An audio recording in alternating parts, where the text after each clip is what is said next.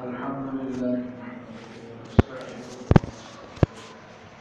ونؤمن به ونتوكل عليه ونعوذ بالله من شرور أنفسنا ومن سيئات أعمالنا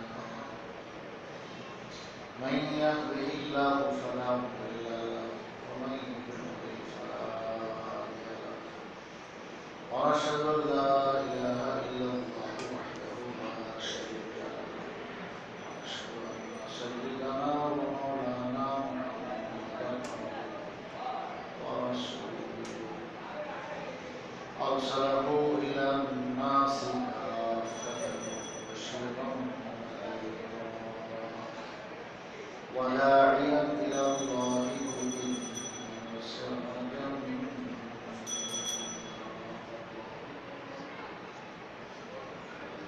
أما بعد فقد قال الله تبارك وتعالى يا أيها الرسل كلوا من الطيبات وعملوا صالحا إني بما تعملون عليم وقال تعالى يا أيها الذين آمنوا كلوا من طيبات ما رزقناكم صدق الله مولانا العظيم وصدق رسوله الكريم ونحن على ذلك لمن الشاهدين والشاكرين والحمد لله رب العالمين محترم دوست बुजुर्ग আল্লাহ রাব্বুল আলামিনের অশেষ নিয়ামত থেকে আমাদেরকে জুমার নামাজ আদায়ের জন্য তার ঘরে আসার তৌফিক দান করেছেন এজন্য আমরা শুকরিয়া করি আলহামদুলিল্লাহ আল্লাহ রাব্বুল আলামিন কোরআনে পাকে আম্বিয়া কেরাম আলাইহিস সালামকে বলেছেন যে তোমরা হালাল খাও এবং নেক আমল করো ইয়া আইয়ুহার রাসূল কুলু মিনাত তাইয়্যিবাত ওয়া'মালু সালিহান হে রাসূলগণ পাকিজা উমদা পবিত্র খানা খান আর নেক আমল করেন ইন্নী বিমা তা'মালুনা আলীম আপনারা কি করেন না করেন এগুলো সম্পর্কে আমি ওয়াকিফ আমি জ্ঞাত কোনো কিছু আমার জানা বাইরে এই কথাটা ঠিক আল্লাহ তাআলা ঈমানদারদেরকেও বলেছেন নবীগণকে যা বলেছেন ওই কথা ঈমানদারদেরকে বলেছেন ইয়া আইয়ুহাল্লাযীনা আমানু কুলু মিনাত তাইয়্যিবাত হে মুমিনগণ তোমরা কি করো রাসূলদেরকে যেরকম বলছেন যে তাইয়্যিবাত খাও তোমরা হালাল রিজিক হালাল বাস আমার দেওয়া রিজিকের মধ্য থেকে এই পবিত্র রিজিক পাকিজা রিজিক খাও বাকিটা খাইলে নেক আমল করো হালাল খাওয়া আর নেক আমল দুইটার মধ্যে অনেক গভীর সম্পর্ক খানা যদি হালাল হয় রিজিক যদি হালাল হয় কামাই রোজগার যদি পাক পবিত্র মুক্ত পবিত্র হয় তাহলে তার নেক আমল অটোমেটিক হইতে থাকে তার দ্বারা ভালো কাজ হইতে থাকে খারাপ কাজ থেকে সে বাঁচতে থাকে বাঁচার তৌফিক হয়েই থাকে হযরত আবু হুরায়রা রাদিয়াল্লাহু তাআলা বলেন একবার রাসূল সাল্লাল্লাহু আলাইহি ওয়াসাল্লাম ইরশাদ করেন যে ইন্নাল্লাহা তাইয়্যিবুন লা ইয়াকবালু ইল্লা তাইয়্যিবা আল্লাহ তাআলা পাক ও পবিত্র খোদায় পাক বলি না আল্লাহ পাক আল্লাহ হলেন পাক আল্লাহ হলেন পবিত্র তিনি অপবিত্র কোনো জিনিস গ্রহণ করেন পাক ও পবিত্রটাই গ্রহণ করেন হুজুর সাল্লাল্লাহু আলাইহি ওয়াসাল্লাম বলেন ইন্নাল্লাহা আমারাল মুমিনিন বিমা আমারা বিল মুরসালিন মুমিনদেরকে আল্লাহ ওহাই অর্ডার করেছেন হুকুম করেছেন যাহা রাসূলগণকে আল্লাহ তাআলা হুকুম করেছেন কি বলেছেন রাসূলদেরকে ইয়া আইয়ুহার রাসূল কুলু মিনাত তাইয়্যিবাত ওয়া আমালু সালিহান হে রাসূলগণ তোমরা হালাল রিজিক খাও উত্তম রিজিক পাকিজা পবিত্র জিনিস খাও এবং নেক আমল করো ইন্নী বিমা তা'মালুনা আলীম কেননা আমি তোমাদের আমল সম্পর্কে তোমরা যা আমল করো এই সম্পর্কে আমি জ্ঞান আবার এদিকে ইমানদারদেরকে বলছেন ইয়া আইয়ুহাল্লাযীনা আমানু কুলু মিন তাইয়্যিবাতি মা রাযাকনাকুম, হে মুমিনগণ, আমার দেওয়া রিজিক থেকে তোমরা পূত পবিত্র পাকিজা রিজিক খাও। আল্লাহ তাআলা মানুষকে দিবেন, ভালোটাও দিবেন, মন্দটাও দিবেন। কেউ মন্দ লাইনে কামাই রোজগার করতে চাইলে সেটাও আল্লাহ দেন, আবার হালাল ভাবে চলতে চাইলে তাকেও আল্লাহ তৌফিক দেন। দিবেন তো দোনো লাইনে, কিন্তু যেটা পাক ও পবিত্র এটাই তুমি কামাই রোজগারও করো, এটাই তুমি ভোগ করো, তাইলে তোমার নেক আমল অটোমেটিক তোমার থেকে বাইরে হবে। হযরত আবু হুরায়রা বলেন, সুম্মা যাকারা রাজুলা ইউতিরুস সাফারা আশআসা আকবারা ইয়ামুদ্দু ইয়াদাহু ইলাস সামা ইয়া রাব্বি ইয়া রাব্বি ওয়া মাত'আমুহু হারাম ওয়া মাশরাবুহু হারাম ওয়া মালবাসুহু হারাম ওয়া গুযিয়া বিল হারাম ফাআম্মা ইউস্তাজাবু লিযালিক। হুজুর সাল্লাল্লাহু আলাইহি ওয়াসাল্লাম এক লোকের কথা বলতেছেন, কোন এক লোক গায়েবানা ভাবে বলতেছেন, আসলে রাসূলের উম্মতের মানুষ। এই রাসূলের উম্মতের কোন ব্যক্তি এমন অনেক হবে যে লম্বা লম্বা সফর করবে, একদম চুল আউলাই না ঝাউলাই না, এবং গায়ের মধ্যে ময়লা সয়লা, সফর করলে যান। আর এই ক্লান্ত শ্রান্ত অবস্থা সে হাত উঠে আল্লাহর দরবারে, ইয়ামুদ্দু ইয়াদাহু ইলাস সামা, আসমানের দিকে হাত তোলে। কারণ তামাম প্রয়োজনীয় জিনিস এটা আসমান, আল্লাহ তাআলা আসমানে রেখে দিয়েছেন। ওয়াফিস সামাই রিজকু, পরিষ্কার করার জন্য আল্লাহ বলে দিয়েছেন ওয়াফিস সামাই রিজকু, আসমানে আছে তোমাদের রিজিক। ওয়া মা তুআদুন, যা তোমাদেরকে বলা হয়, ওয়াদা করা হয়, সব কিছু আসমানে। ওয়ালিল্লাহি খাযাইনুস সামাওয়াতি ওয়াল আরদ, অনেক আয়াত, অনেক ধরনের কথা একটাই, যে সমস্ত খাজিনা, রিজিকের খাজিনা হলো, খাজানা হলো সে আসমান। এই জন্য সে তার প্রয়োজনীয় কথা, প্রয়োজনীয় জিনিস সে আল্লাহ পাকের কাছে চাইতেছে, আসমানে হাত তুলে কি বলতেছে, ইয়া রাব্বি ইয়া রাব্বি। তো রবকে ডাকতেছে, হে আমার পরওয়ারদিগার, হে আমার পরওয়ারদিগার। এরপরে তার নিজের বক্তব্য যেটা আছে সেটা সে বলে। আল্লাহ রাসূল বলেন, অথচ তার অবস্থাটা কি, তার মাতআমুহু হারাম, তার খানা খাদ্য হলো হারাম, মাশরাবুহু হারাম, পানীয় যেটা আছে পান করে সেটাও হারাম, মালবাসুহু হারাম, গায়ের মধ্যে যা পোশাক লাগায় আছে সেটাও হারাম, গুযিয়া বিল হারাম, পেটে যে খানা আছে সেই খানাটাও হারাম। ফাআম্মা ইউস্তাজাবু লিযালিক, তো এখন কিভাবে তার এই ডাকের সাড়া দেওয়া হবে, আল্লাহ তাআলা প্রত্যেকে তার দোয়া কবুল করবে? সম্ভব?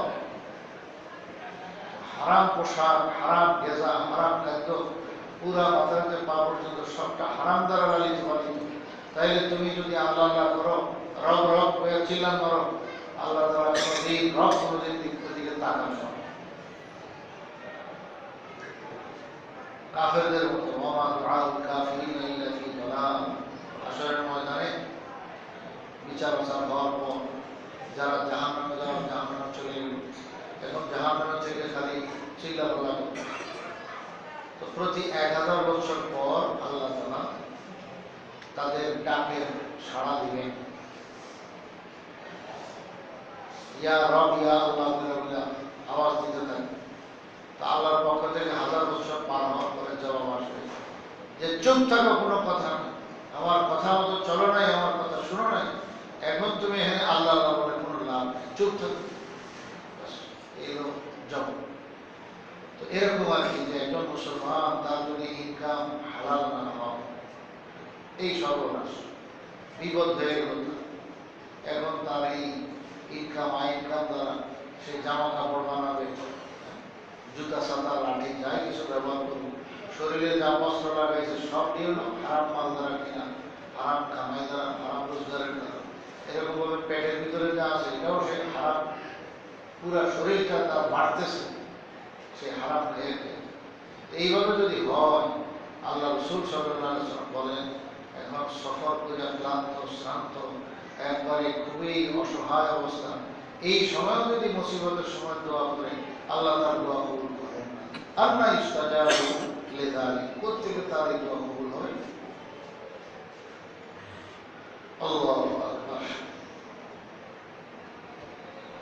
হুজুর সাল্লাল্লাহু আলাইহি ওয়াসাল্লাম ইরশাদ করেন, মান আকালা তাইয়িবান ওয়া আমিলা ফি সুন্নতি ওয়া আমিনা নাস বাওয়াইকাহু, যে ব্যক্তি হালাল খাইল এবং সুন্নত মোতাবেক আমল করল এবং মানুষ তার অনিষ্ট থেকে, তার কষ্ট থেকে বাঁচল, মানে কাউকে সে কষ্ট দেয়, দাখালাল জান্নাত, বাস সেই জান্নাতে প্রবেশ করল। জান্নাতে যাওয়া খুব সহজ। হালাল খাওয়া, সুন্নত মোতাবেক আমল করা, আর হলো সুন্নত মোতাবেক আমল করা এবং মানুষকে কষ্ট না দেওয়া। তো সুন্নত মোতাবেক আমল করলে কাউকে কষ্ট দেওয়া সম্ভব না, কারণ কষ্ট দেওয়া সুন্নত, সুন্নতের নিয়ম। মুসলমান তো তাকেই বলে যে মান সালিমাল মুসলিমুন মিন লিসানিহি ওয়া ইয়াদিহি, যে তার হাত পা অনিষ্টতা থেকে মুসলমানরা নিরাপদে থাকে, মানুষ নিরাপদে থাকে, বস এরই বলে মুসলিম। তো এমন ব্যক্তি দেখা হবে জান্নাত। সাহাবায়ে কেরাম বলেন, ইয়া রাসূলুল্লাহ ইন্না হাযা ফি উম্মতিকা আল-ইয়াওমা কাসীরুন, এরকম মানুষ তো আপনার উম্মতের মধ্যে অনেক। সাহাবায়ে কেরাম সবই তো এরকম ছিলেন, তো সবই জান্নাতি।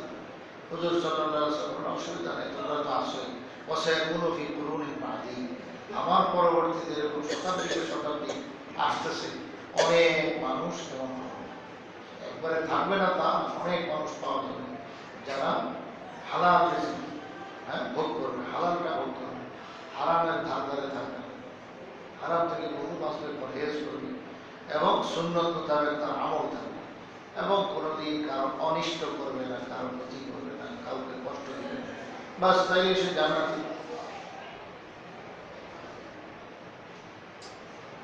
হুজুর সাল্লাল্লাহু আলাইহি ওয়াসাল্লাম ইরশাদ করেন, আরবাউন ইযা কুননা ফীক ফালা আলাইকা মা ফাতাকা মিনাদ দুনিয়া, চারটা জিনিস যদি তোমার ভিতরে থাকে তো দুনিয়া তোমার ছুটে গেলেও তোমার আফসোস লাগার কথা না, আফসোস লাগবে না, আফসোসের কোনো কারণ নেই যদি চারটা জিনিস তোমার ভিতরে থাকে।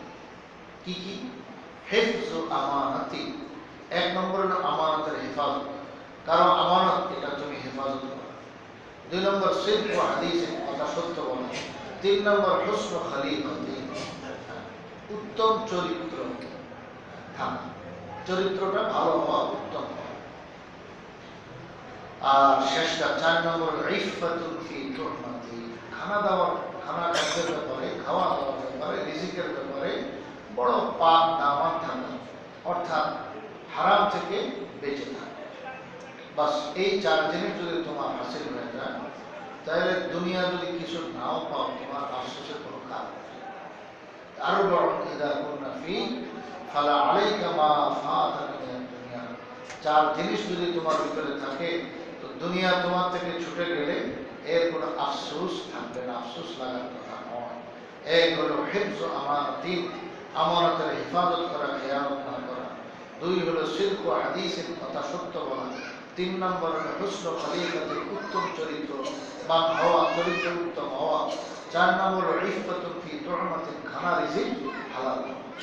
হালাল লোকমা যদি তোমার ভিতরে যায়, বাস তাইলে তুমি পাক দামান থাকবা, অর্থাৎ তোমার আচল পবিত্র থাকবে, কোনো রকমের তাকওয়ার পরিপন্থী কাজ তোমার দ্বারা হবে না ইনশাআল্লাহ। তুমি একটু হিম্মতার চেষ্টা করলেই দেখবা তোমাকে আল্লাহ তৌফিক দিয়ে দিচ্ছে, গুনাহ থেকে বাঁচতে পারবা, নেক আমল তোমার অটোমেটিক দিতে থাকবে ইনশাআল্লাহ। وعن أبي سعيد الخدري رضي الله تعالى عنه عن رسول الله صلى الله عليه وسلم أنه قال أيما رجل كسب مالا من حلال فأطعم نفسه أو كساها فمن دونه من خلق الله فإن له بها زكاة। দেখেন, উত্তম রিজিক, হালাল রিজিক কামাই করার কি মূল্য, গুরুত্ব। হুজুর সাল্লাল্লাহু আলাইহি ওয়াসাল্লাম ইরশাদ করেন, যে ব্যক্তি হালাল মাল কামাইলো আর কামাই করে নিজকে সে খাওয়াইল, আতআমা নাফসাহু, নিজকে খাওয়াইল, মানে নিজের বাবদ খরচ করল, নিজের পকেট খরচ জানিল, নিজের জন্য খরচ করল।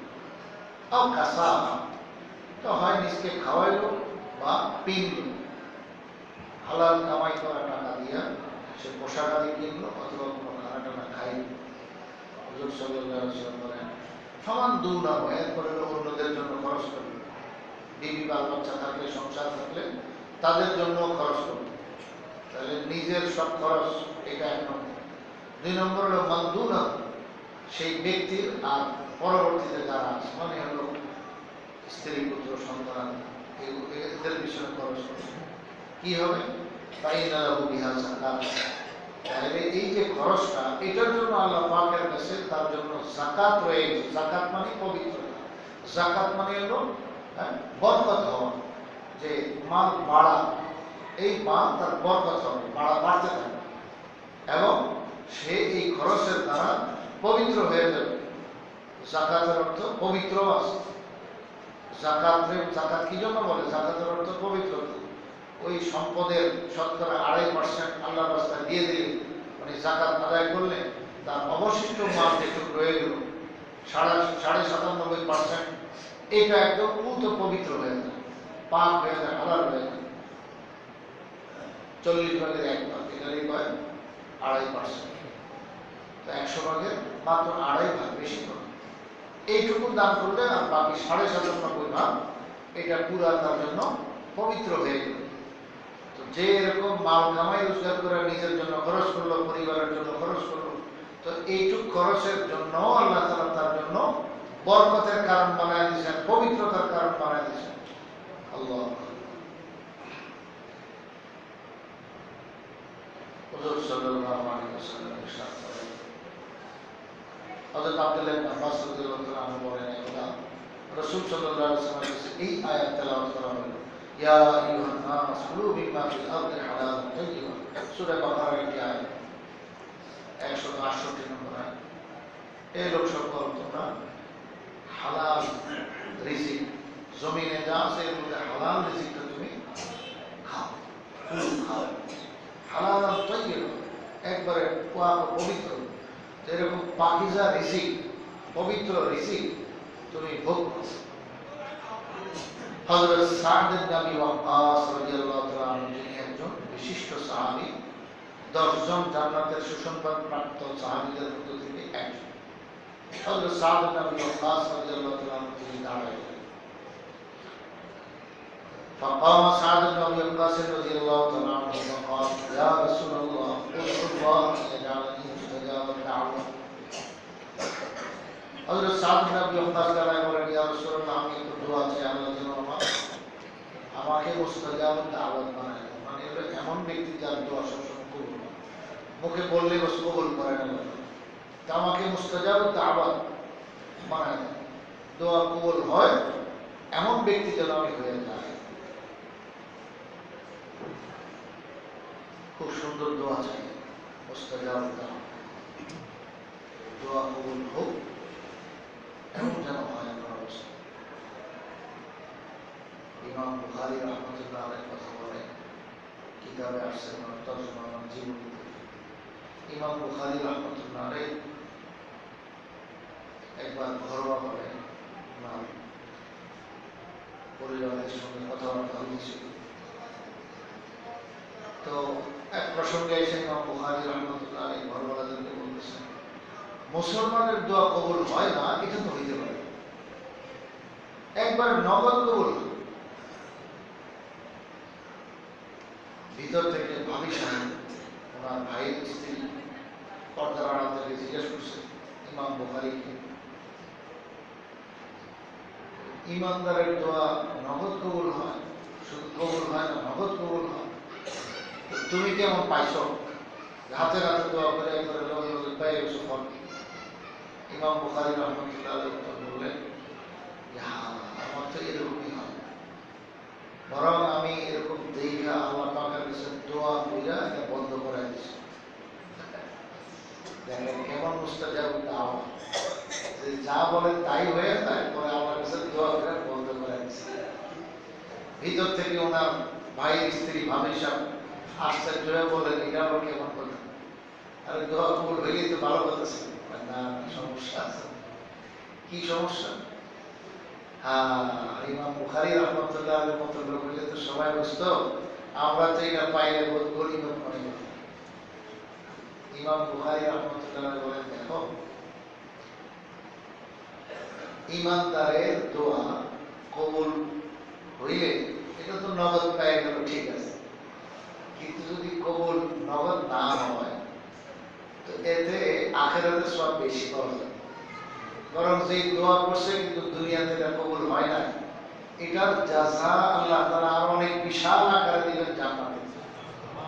তখন তো হাদিসে আসছে, এগুলো কি ইমাম বুখারী জানেন, হাদিসে আসছে আখিরাতে জান্নাতে যাওয়ার পর তার দুনিয়ার যে দোয়াগুলো কবুল হয় নাই বলে সে জানে, ওই দোয়াগুলোর বিনিময়ে এত বিশাল আকারে আল্লাহ তাআলা দিবেন, ওটা দেখে সে তামান্না করবে, আকাঙ্ক্ষা করবে, হায় রে দুনিয়াতে যদি আমার একটা দোয়াও কবুল না হতো। দেখছেন ইমাম বুখারী তো এগুলো জানেন। তো ভাবি সাহেবের উত্তরে বলতেছেন, এই জন্য আমি প্রথম জীবনে ইমাম বুখারী বলেন আমার এমন শুরু হয়েছে, আমি যা বলি সেটাই হয়ে যায়, কিরে যেটা বলি সেটাই হয়ে যায়, তার মানে মুস্তাজাবুদ দাওয়াত হয়ে গেছে। সাথে সাথে আল্লাহ পাকের কাছে বইলা বন্ধ করেছে, যেটা কই সেটাই কবুল হতো, আমি এটাও কবুল করা হয়েছে যে আল্লাহ তুমি আমার দোয়া কবুল করো না দুনিয়াতে নাও, বুঝলেন? তো এটা কবুল হয়ে গেছে। পরে আর নগদ আল্লাহ তাআলা কবুল করেন না, বন্ধ করে গেছে। আল্লাহ আপনারা তো বুঝেন এগুলো। ইমামে আযম আবু হানিফা রাহমাতুল্লাহ আলাইহি হালাত আছে যে উনি মানুষ ওযু করলে তার ওযুর পানির সাথে তামাম গুনাহ খাতা যে ধুয়ে মুছে যাইতেছে এটা উনি দেখতেন, সেই ড্রেনের মধ্যে গুনাহগুলো যাইতেছে। এরকম ভাবে খালি মাঠে কোনো খোলা জায়গায় কেউ উযু করে পানি রাখছে, ওখানে পানির মধ্যে উনি গুনাহগুলো দেখতেন। কাশফ হইতে যেটা বলে কাশফ, বাতিনি জগৎ খুলে যাওয়া। ইমামে আযম আবু হানিফা রাহমাতুল্লাহ আলাইহি আল্লাহ পাকের কাছে দোয়া করে এটা বন্ধ করে দিয়েছে, আল্লাহ এই কাশফ আমার দরকার নেই। কেন?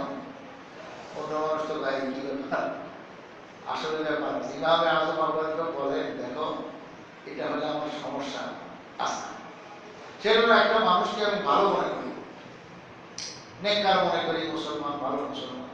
এখন রাতের অন্ধকারে কে কি করে কিন্তু কেউ জানে না।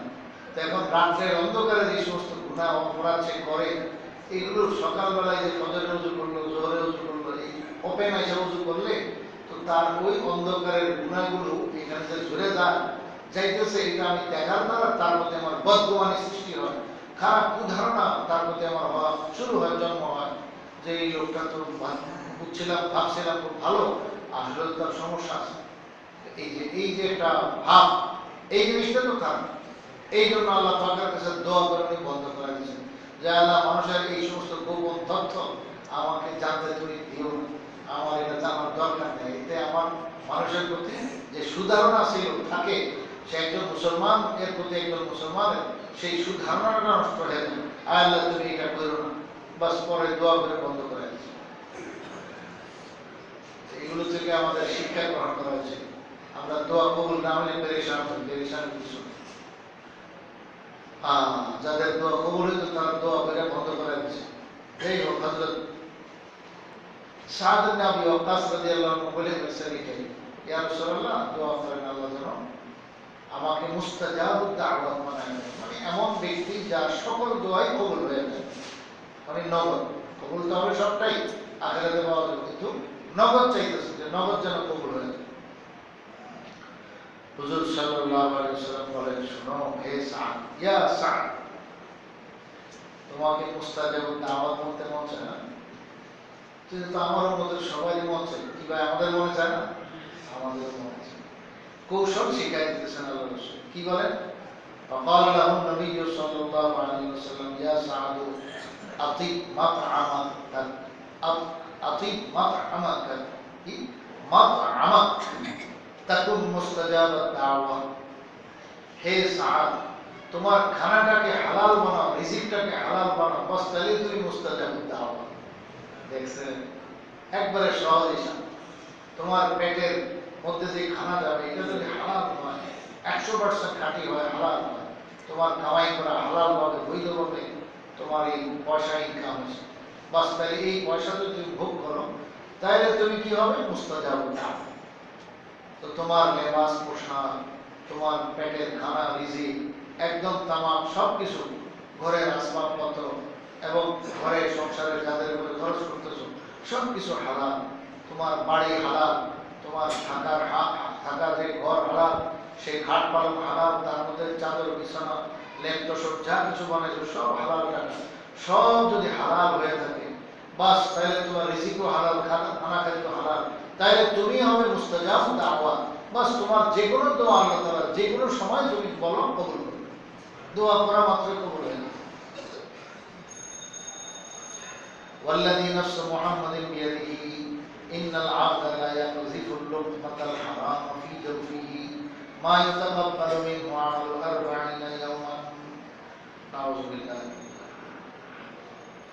হুজুর সাল্লাল্লাহু আলাইহি ওয়াসাল্লামের পরে বলেন, হে সাদ, একজন বান্দা আল্লাহর বান্দা সে এক লোকমা হারাম গিজা তার পেটের মধ্যে যদি ফেলে, এই এক লোকমার কারণে তার লাগাতার 40 দিন পর্যন্ত কোনো আমল কবুল হয় না।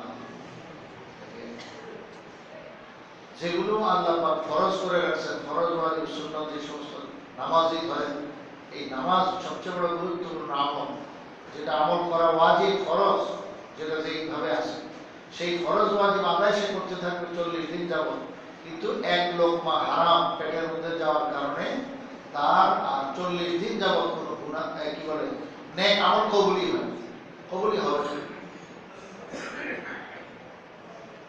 দারুল দেওবন্দের প্রতিষ্ঠা লগ্নে একবারে যখন শুরু হইল, সে 1866 ইংরেজিতে, 1866 ইংরেজিতে দারুল দেওবন্দ মাদ্রাসা প্রতিষ্ঠা। তো প্রায় 150 বছর আগের ঘটনা। তখন ওই এলাকায় একজন সাধারণ মানুষ ছিলেন, একবারে গরিব, কিন্তু মুত্তাকি পরেজগার। তো এই আল্লাহর বান্দা সব সময় তার জীবিকা চালানোর জন্য, তার পুরা ঘর সংসার চালানোর জন্য উপার্জনের একটা রাস্তা সে খুঁজে পেয়েছে। গরিব মানুষ, ব্যবসা বাণিজ্য করার মতো টাকা পয়সা নাই, আর এত সাধারণ মানুষ বলব লেখাপড়া ওরকম নাই যে কোনো লেখাপড়ার কাজে লাগবে। তো উনি এই জীবিকা নির্বাহের জন্য একটা ব্যবস্থা খুঁজে পেয়েছে, সেটা হলো মাঠে ময়দান থেকে এরকম খাসি বলে ঘাস কাটে, এই খাসি বলে ঘাস কাইটা বাজারে নিয়ে আসতো। তো উনি ওই কাঁধে ভর করে, ইন্ডিয়ার মানুষ আমরা খুব দেখছি কাঁধে ভর করে এই সিস্টেম করে, এখনো বাংলাদেশে কোনো জায়গায় আছে। তো দুই দিকে দুইটা খাসি এরকম রশি দিয়ে ঝুলে একটা বাঁশের মতো সেই কাঁধের মধ্যে ঝুলে, বস এটা দুইটা খাসি ময়দান থেকে বইরা ওটা বাজারে নিয়ে যেত, নিয়ে গেলে বস বিক্রি করতো। কয় পয়সা? 2 পয়সা। সে আজ থেকে 150 বছর আগের কথা, 2 পয়সার কোনো কম। যাই হোক, আল্লাহর বান্দা বস প্রতিদিন তার এই ডিউটি ছিল, সকালবেলা নামতো, 2 খাসি যখন ধরে দিত বাজারে এসে যেত। আসলে পরে যারা গাভী পালত তারা এরকম তাজা ঘাস করে, তো এরকম ঘাস এই আল্লাহর বান্দা থেকে আপনার 2 পয়সা দিয়ে নিয়ে যেত। এখন যারাই এই ঘাস খাওয়াইতো তাদের গাভীর মধ্যে বরকত দেখা দিত। দেখেন হালাল ইনকাম, এটা সে একাই খালি ভোগ করে না, আশপাশে এটার বরকত ছড়ায় পড়ে। কি বরকত শুরু? যে ঘাস যে গাভীকে খাওয়ায়, ওই গাভীর দুধ একটু অন্যরকম ভিন্ন রকম স্বাদ লাগা শুরু হয়, এবং সাধারণ যে পরিমাণ দুধ দিল তার সাথে বেশি হওয়া শুরু হলো। এগুলো বাহ্যিক বরকত মানুষ অনুভব শুরু করল। এতে কি হলো? তার কাস্টমারের সংখ্যা বেড়ে গেল এবং বাঁধা কাস্টমার হয়ে গেল। এখন তো ব্যবসা আমার ভালো চলার, যদি 4 খাসি দৈনিক আনে তো 4 পয়সা হবে, এইভাবে 10 খাসি আনলে 10 পয়সা হবে। কিন্তু এই আল্লাহর বান্দা এমন মুত্তাকি করে, আমার বেশি ইনকামের দরকার নেই, আমার এই 2 পয়সা দিয়ে চলে। ও যত রোদ হোক বৃষ্টি হোক, কাস্টমার কম থাক বেশি থাক, কোনোদিন টাকা না, সবসময় তার 2 খাসি এবং 2 পয়সা, দামও কোনোদিন বাড়ায় নাই। এখন কাস্টমার আগের থেকে ভিড় লেগে যেত, কার আগে কে দিবে থেকে, তো উনি কিন্তু দামে 2 পয়সাই রাখতেন। তো যাই হোক, 2 জন নিয়ে যেতে হতো, এইভাবে চল করতো। কি বেলা বেটা 1 পয়সা নিয়ে তার ওই যোগে ঘর সংসারের তেল নুন যেটুকু দরকার এইটুকুনি জরুরি সামান বাজার থেকে নিতেন, আর 1 পয়সা জমাইত। 1 পয়সা জমাইতে জমাইতে যখন মোটামুটি 1-1.5 টাকা হয়ে যেত, ওই যুগের 1-1.5 রুপি, তখন এই আল্লাহর বান্দা অত্যন্ত গরিব মানুষ দারুল উলুম দেওবন্দে আসা বড় বড় হুজুর যারা আছে, একদম প্রতিষ্ঠা লগ্ন হযরত ইয়াকুব নানতুবি রহমাতুল্লাহ আলাইহি, সেখানে একজন শিক্ষক, বহুত বড় মুহাদ্দিস, বহুত বড় আল্লাহওয়ালা, খালিস আল্লাহওয়ালা, বহুত বড় আল্লাহর ওলি, সেই ইয়াকুব নানতুবি রহমাতুল্লাহ আলাইহি সব হুজুরদের বড় হুজুর ছিলেন। তো ওনার কাছে আইসা বলতো, হুজুর আগামীকাল গরিবের বাড়িতে একটু ডাল রুটি খাবেন। ক্লাসের কারণে একদম সাধারণ মানুষ যেভাবে বলতো তার অবস্থা দিয়ে ওনারা বুঝতেন, আচ্ছা খাওয়াইতে চান তো ঠিক আছে, হাজির হবো। কোন সময়? তো টাইম বলে দিতে এই টাইম, ডাল আর রুটি কি দাওয়াত है, ডাল এবং রুটির দাওয়াত। পরের দিন যখন টাইম হয়েছে, হযরত ইয়াকুব নানতুবি রহমাতুল্লাহ আলাইহি সহ আসাতিজায়ে কেরাম, শিক্ষকগণ, ওই জমানার যত আকাবের আউলিয়া আল্লাহ তাআলা, আল্লাহর ওলি, এই সব হুজুররা ওখানে যায়। যায় ঠিকই দেখতো ডাল আর রুটি যে বসে, ওখানে গোশতের ব্যবস্থা নেই। আমরা তো বলি না ডাল রুটির দাওয়াত, ডাল ভাতের দাওয়াত, কিন্তু শুধু কি ডাল খাওয়া? বরং ডাল ভাতের দাওয়াত শব্দ তো এটা বলছে, কিন্তু ডাল অনেক সময় পাওয়া যায় না, অনেক উন্নত মানের খাওয়া তৈরি হয়। কিন্তু এই আল্লাহর বান্দা যা বলছে তাই, ডাল আর রুটি, সাধারণ ডাল সাধারণ রুটি, বাস গেছে পরে হাজির।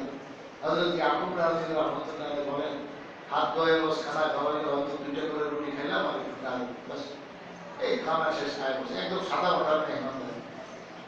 তো হযরত বলেন, কিন্তু খানাটা খাইবার সময় কেমন একটু তৃপ্তি অনুভব হইত, বরকত মনে হইত।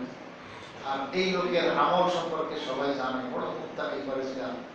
তো হুজুর বলেন যে পরে আমরা খানা খাই যখন আশা করতাম দারুল উলুম মাদ্রাসায়, তো এটার খানা যে বরকত, এটা খালি প্রকাশ পাই। এখন দেখি যে কি তেলাওয়াতে খুব মজা লাগে, নামাজ আগের চেয়ে একটু বেশি আগ্রহ লাগে, জিকির আজকাল খুব ভালোই লাগে। এইভাবে যে কোনো আমল, দর্শন তাদরিস হুজুরদের আছে ক্লাস, তো সব কিছু খালি ভালো লাগে এবং দিলের হালতটা একটু উন্নত মনে হয়। যার দিল সাফ সুতরা, তার দিল টের পায় তার উন্নতি কখন আর অবনতি কখন, এটা দিলে দিলে সে টের পায়। আর অন্ধকার দিল কোনোদিন টের পায়।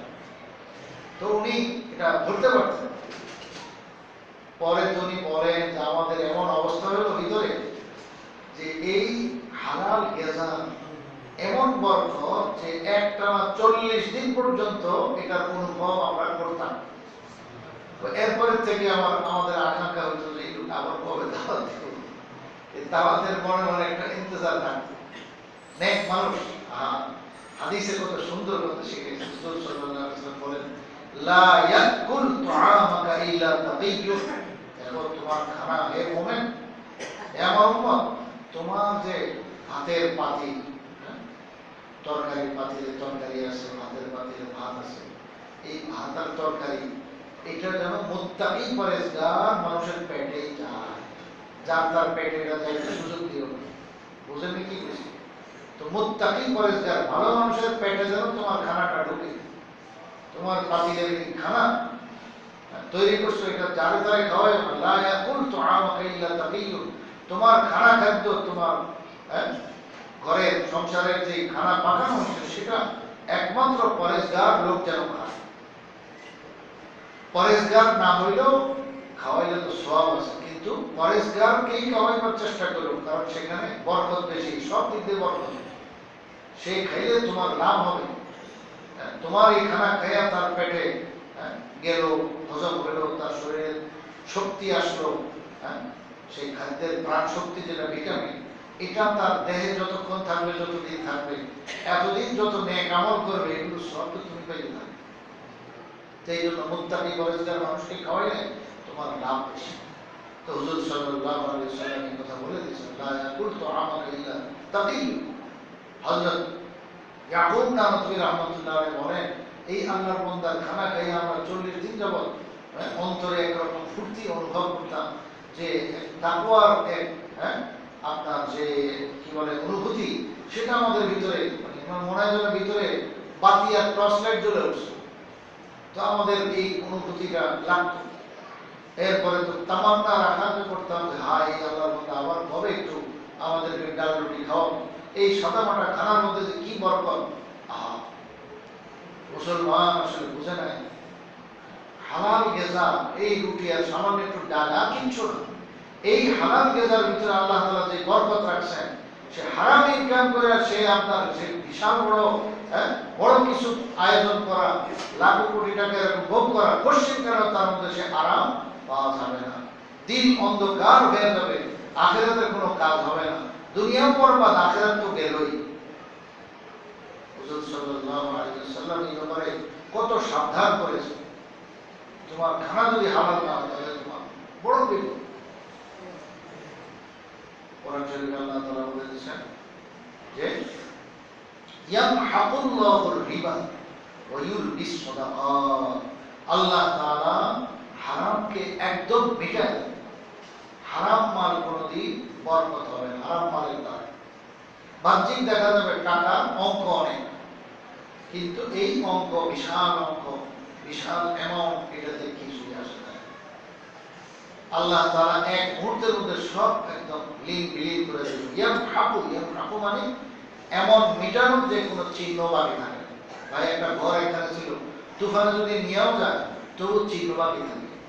পিলার আছে, মাস আছে, খুঁটা আছে, থাকে না? এবং ঘরের ভিটা আছে, তো খুঁটা আছে, ভিটা আছে, বহুত কিছুই থাকে। চুলা চাকি কোনো কি ছিল এগুলো দেখা যায়। মানুষ দূরের থেকে দেখলে বুঝে যে এখানে একটা বাড়ি ছিল, ঘর ছিল, এক সময় এখন নাই। আল্লাহ তাআলা রেবা এবং সুদের টাকা, অবৈধ টাকা এমন ভাবে মেটান যে তারপরে আর কোনো চিহ্ন থাকে না। কি লাভ হবে? কার জন্য ইনকাম করবে? সব খালি আমরা জমাইতেছি। আমার আপনার এই যে পেট, সেই 400 মূল জায়গায় ভিতরে তো আর বেশি নেই। এইটুকু পেট ভরার জন্য আপনার কয় টাকা দরকার? তো কেন আমি অবৈধ পন্থায় ইনকাম করবো? কেন আমি সুদ খাইবো? কেন আমি ঘুষ খাইবো?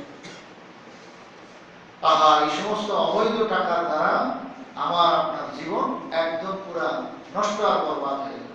আল্লাহ তাআলা বলেন যে ওয়ায়ুরবিস সাদাকাত, আর হালাল মাল যেটা, সেটার মধ্যে আল্লাহ তাআলা বরকত দেন। ইউরবি মানে বাড়াইতেই থাকেন, বাড়াইতে থাকেন, ওটার মধ্যে খালি বরকত হতে থাকে।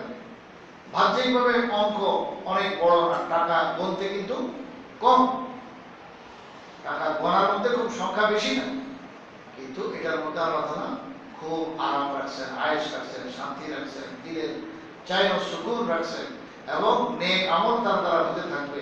আসল আখিরাত তার বলতে থাকবে, তার তেলাওয়াত বন্ধ হবে না, কোরআনে পাকের তেলাওয়াত হবে, এরকম ভাবে জিকির আজকার হবে, তাসবিহ তাহলিল তার দ্বারা আদায় করা সম্ভব হবে, নামাজ রোজা সবগুলো ঠিকঠাক মতো পুঙ্খানুপুঙ্খানু আদায় হবে। তার বিপদ আপদ এগুলো কম হবে। এটাই হলো হালাল রিজিকের বরকত। বাকি এরপরেও হালাল ভাবে চললেও আল্লাহ তাআলা পরীক্ষার জন্য অনেক সময় মুসিবতও দেন, সেটাও আল্লাহ পাকের ওয়াদা আছে, যে ওয়ালানাবলুওয়ান্নাকুম বিশাইইন মিনাল খাউফ ওয়াল জুউ ইলা আখিরিল আয়াত। আল্লাহ তাআলা এরকম কিছু কিছু মুসিবত দিয়া ঈমানের পরীক্ষা করেন, সেটা তো আরেক কথা। কিন্তু ওই পরীক্ষার সময়ও যদি হালাল ভাবে চলতে থাকে, এই বিপদের মধ্যেও তার অন্তরের মধ্যে চাইনা সুকুন, আরাম, শান্তি থাকে।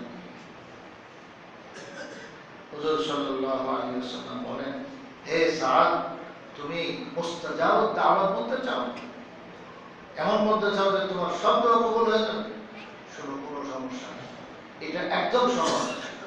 মুস্তাজাবুদ দাওয়াত বলা খুব সহজ। সেটা হলো আতিব মাতআমাকা, তুমি তোমার খানা খাদ্যকে পাকিজা বানাও, পবিত্র বানাও, পবিত্র রিজিক তুমি আপনার পেটের মধ্যে দাখিল করো, তখন মুস্তাজাব দাওয়া, তাইলে তুমি মুস্তাজাব দাওয়া হয়ে যাবে, তোমার সব দোয়া কবুল হয়ে যাবে। ওয়াল্লাযী নাফসু মুহাম্মাদিন বিয়াদিহি ইন্নাল আবদা লা ইয়াখযিবু লুকমাতাল হারাম ফি জawfihi মা ইয়াতাকাব্বালু মিনহু আমালু 40 ইয়াওমান। ওই জাতের কসম, ওই সত্তার কসম যার হাতে আছে মুহাম্মদ সাল্লাল্লাহু আলাইহি ওয়াসাল্লাম এর জান ও জীবন, মানে আল্লাহ তাআলার কসম, যে একজন আল্লাহর বান্দা এক লোকমা হারাম সে তার পেটে ঢুকায়, এই কারণে অপরাধে তার লাগাতার 40 দিন পর্যন্ত কোনো আমলই কবুল করা হয় না। নাউযুবিল্লাহ। ওয়াইয়ুমা আবদিন নাবাতা লাহমুহু মিনাস সুহতি ওয়ার রিবা ফান্নারু আওলা বিহি, যে কোনো আল্লাহর বান্দা যার শরীরের গোশতটা বনছে হারাম মালের দ্বারা এবং সুদের টাকার দ্বারা, নাবাতা লাহমুহু মিনাস সুহতি ওয়ার রিবা, সুহত এর মধ্যে ঘুষ আছে, সুহত মানে ঘুষ, সুহত মানে হারাম ইনকাম, সুহত মানে হলো অবৈধ ইনকাম, আর হলো রিবা সুদের টাকা। তো সুদের টাকায়, অবৈধ ইনকামে, ঘুষের টাকা যে শরীরের গোশত তৈরি হলো, কারণ খানা খাইলে ওটা দিয়ে তো শরীর ঠিক থাকে, সতেজ থাকে, সচল থাকে, শরীরের আপনার শরীর বড় হইতে থাকে। যদিও এক বয়স পর্যন্ত গিয়ে তার বড় হওয়া শেষ, এরপর আর বড় হয় না, কিন্তু শরীরটা তাজা তাগড়া থাকেই তো সেই খানার দ্বারা। হুজুর সাল্লাল্লাহু আলাইহি ওয়াসাল্লাম বলেন, এরকম হারাম মাল ভোগ কইরা যে শরীরটাকে সে তাজা তাগড়া রাখতেছে, শরীরটাকে বানাইতেছে, ফান্নারু আওলা বিহি, এই শরীরের জন্য জাহান্নামটাই হলো উপযুক্ত। এই শরীর জান্নাতে যেতে পারে না, এটা জাহান্নামে যাবে। নাউযুবিল্লাহ মিন যালিক। وعن ابي هريره رضي الله تعالى عنه ان النبي صلى الله عليه وسلم قال ومن جمع مالا حراما ثم تصدق به لم يكن له فيه اجر وكان اسره عليه। হুজুর সাল্লাল্লাহু আলাইহি ওয়াসাল্লাম ইরশাদ করেন, যে ব্যক্তি হারাম মাল জমাইল, কি মাল জমাইল? হারাম মাল জমাইল, হারাম ইনকাম করে অনেক টাকা করে জমাই ফেলছে, আর সুন্নাত তাসাদ্দাক বিহি, জমানোর পর একটি টাকাও যদি সে ভোগ না করে, বরং পুরো টাকাটাই সে আল্লাহর রাস্তায় খরচ করে দেয়, আল্লাহ রাসূল কি বলেন? লাম ইয়াকুন লাহু ফি আজর, এক পয়সা পরিমাণ তার সওয়াব হবে না, কোনো সওয়াব নেই। দেখেন, হারাম ইনকাম করে লাখো কোটি টাকা জমাইল, আর পুরোটাও যদি আল্লাহর রাস্তায় খরচ করে, তো আল্লাহ তাআলা এক পয়সা কবুল করবেন না, এখানে কোনো সওয়াব নেই। ওয়া কানা ইসরুহু আলাইহি, এই হারাম ইনকামের যত গুনাহ আছে, যত তার বিপদ আছে, তার উপরে যত আযাব ও গজব আছে, সবটাই তার উপরে বর্তাবে। কি লাভ হলো সে এত ইনকাম করে? অনেক মানুষ এই ধরনের মনোভাব রাখে যে এখন যাই ইনকাম করি, দান খয়রাত করলে সব ঠিক হয়ে যাবে। পশ্চিমকালে কতক্ষণ আগেও শুনছেন, ইন্নাল্লাহা তাইয়্যিবুন লা ইয়াকবালু ইল্লা তাইয়্যিব, আল্লাহ তাআলা পাক ও পবিত্র, একমাত্র হালাল এবং তাইয়্যিব আর পাকিজা দান খয়রাত সেটাই আল্লাহ গ্রহণ করে। হারাম মাল দিয়ে দান করলে সওয়াব তো দূরের কথা, সেই গুনাহ গুনার যাবে। বরং আরো বড় কঠিন মাসলা আছে যে হারাম ইনকাম দিয়ে এটা যদি দান করাকে সে জায়েজ বৈধ মনে করে, তাহলে ঈমান নিয়েও তার সন্দেহ আছে। বড় কঠিন মাসলা, যেন একটা তামসা করলো, সে ইনকাম করলো হারাম পাবে, আর একবারে দিয়ে সব কামানোর জন্য সে দিনের কামে দিতেছে। হারাম ইনকাম তুমি দিনের কাজে ব্যয় করতেছো, খবর আছে, তো আরো বিপদের কারণ। এই জন্য মালটা কোথেকে আমার আসতেছে, কিভাবে কি পদ্ধতিতে আমি কামাই করতেছি, যে ব্যবসায়ী ভাই ব্যবসা করতেছেন, যে চাকরিজীবী চাকরি করতেছেন, যে যেই পেশা করতেছেন, প্রত্যেকে তার ক্ষেত্রগুলো যাচাই বাছাই করে নেওয়া এবং মাসলা মোতাবেক পরিচালনা করা, এটা প্রত্যেক মুসলমানের জন্য এটা দায়িত্ব। যে এই কাজ করে, যে যেই পেশা করে, ওই পেশা সম্পর্কে তার ওয়াকিবহাল হওয়া, এটা তার জন্য ফরজ, এটা নফল মুস্তাহাব না, এটা তার জন্য ফরজ। যে আমার এইভাবে যে টাকাগুলো আসে, এটা কি আমার বৈধ কিনা? যদি অবৈধ হয়, তাহলে এই টাকার মধ্যে আর খায়ের নেই, বড় মুসিবত, বড় বিপদ, এবং নিজের আমল সব বরবাদ।